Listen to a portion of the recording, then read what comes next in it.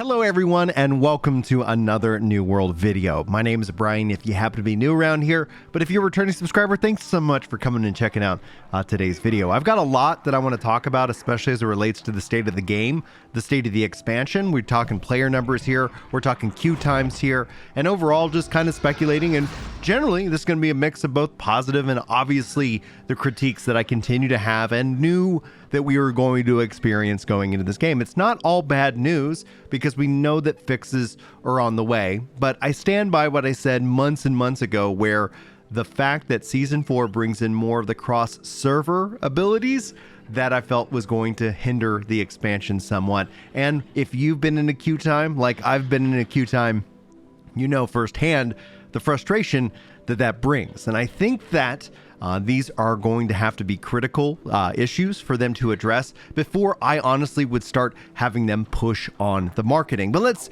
talk about the numbers, because the numbers are green. That means good, right? Like the numbers are going up, and that is to be expected. Right now, at the time of this recording, almost 40,000 people are playing with a 50,000 peak concurrent player base in the last 24 hours alone, based off of the expansion. That means you're going to be, like me, facing queue times, especially in the evening, and the devs are working on adding servers. This continues to push up the average, and you can see here just over pretty much the last 45 days alone, we're seeing an increase of the player population around 22-23%. And the number probably is going to keep going up in the midterm as long as they can get people into the servers. If they can, if people are coming back excited to play and having that doused, that's going to continue to cause that level of frustration. And that's why Season 4, in my mind, is something that's going to be critical, because with Season 4 and cross-server, you're going to ultimately be able to do expeditions and do the arena and obviously do OPR. The instance-based content opens itself up to a wider range of players, and so if you prefer a smaller server experience, because maybe you like to get into more wars or you like to do a little bit more ownership of territories, you're not going to be punished for doing so. So this game, I think, is continuing to be on the right track. But I want to bring up PMS Jordan, Final Fantasy 14 propagandist. If you aren't following her on Twitter, you should be able to do so, or X, I don't care what you call it. It is what it is. Saying, I'm honestly a little surprised the New World only peaked at 50,000 players yesterday due to the huge queues I saw online because of the new expansion. I'm guessing close to maybe 100K this weekend, since it has a lot of new content, unless the servers hold it back. And the other side of this, what she also doesn't realize, what us players and people who've been following this game are looking at, is that we're not also seeing a lot of marketing. Yes, there are the Twitch drops. Twitch is marketing the game.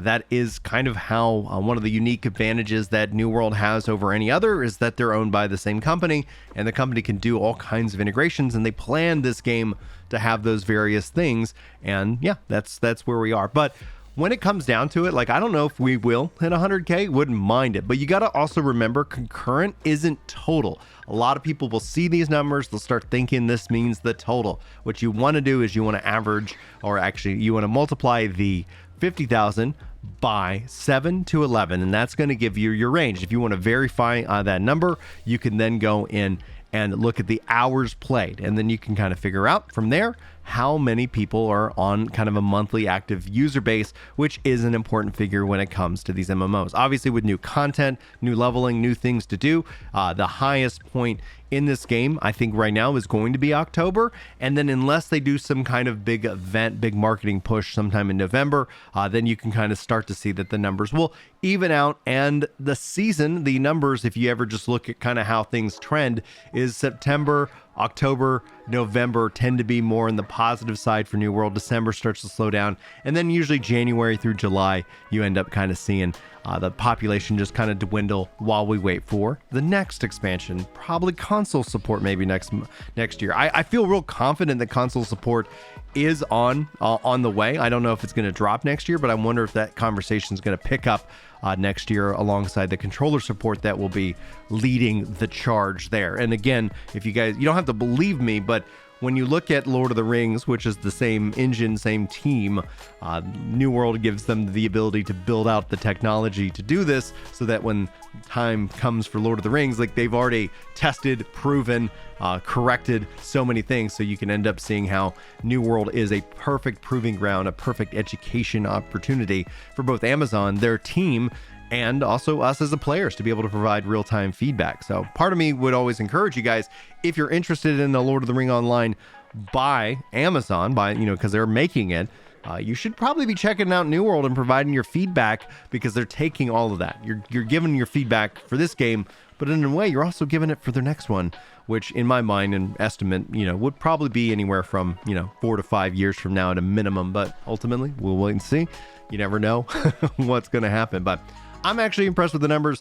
Obviously, queue times are, disheartening because we knew that was going to be the case. Obviously, they increased the size and capacity of the servers a little bit, somewhat, with this expansion.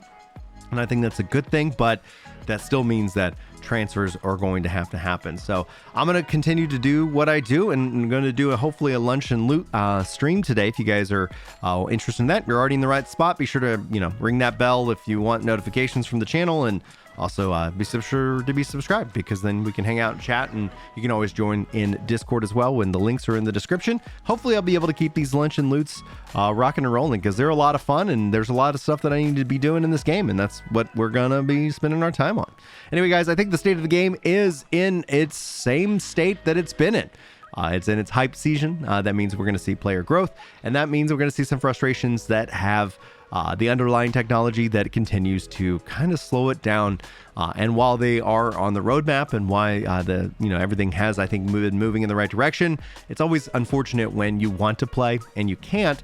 And there's also, I think, a live service frustration with a lot of gamers, especially in the age of Starfield and Cyberpunk 2077 and Hogwarts and I'm stuttering, Baldur's Gate 3 and Zelda, and we just keep going down that list. Lots of really good things to play, and that's actually what I did last night. Since I wasn't able to get into the queue, I was able to just jump right into Starfield and had a really good time playing until I actually passed out, which was fun because I was tired. Anyway, guys, thanks so much for tuning into this video. Hopefully you enjoyed it. Hopefully I will see you in the next one if you feel like it earns it.